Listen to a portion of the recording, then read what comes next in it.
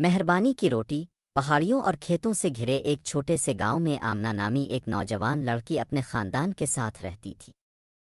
अमीना अपनी चमकदार मुस्कुराहट और मददगार जज्बे के लिए जानी जाती थी, जो हर वक्त ज़रूरतमंदों का हाथ बटाने के लिए तैयार रहती थी।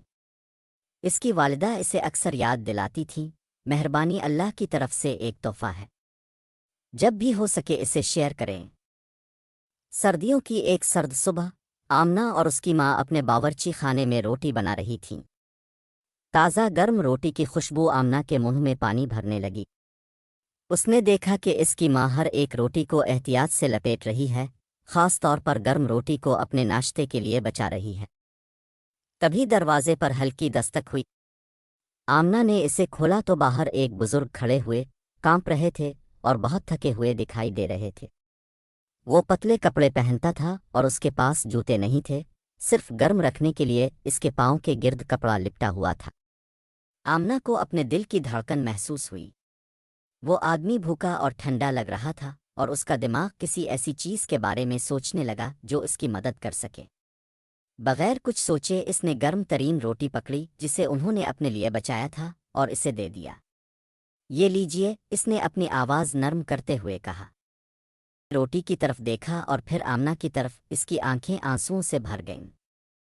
शुक्रिया मेरे प्यारे, इसने रोटी को करीब रखते हुए सरगोशी की। मैं बहुत भूखा था और ये रोटी एक मौजिज़ा की तरह महसूस होता है। आमना की माँ ने किचन के दरवाजे से तबादला देखा था। इसके चेहरे पर फखरिया मुस्कुराहट फैल गई। आदमी के जाने के बाद वो आमना की तरफ मुतवज्जे हुई। इमया, तुमने आज एक खूबसूरत काम किया। मेहरबानी वो है जो हम कर सकते हैं, यहाँ तक कि जब ये आसान ना हो। इस रोटी ने इसे गर्मी और सुकून पहुँचाया और तुमने अल्लाह की तरफ से इनाम हासिल किया। दिन के बाद जब आमना अपने कामकाज में मसरूफ़ थी, इसने अपने दिल में एक ऐसी गर्मी महसूस की जो रोटी के जायके से कहीं बेहतर थी।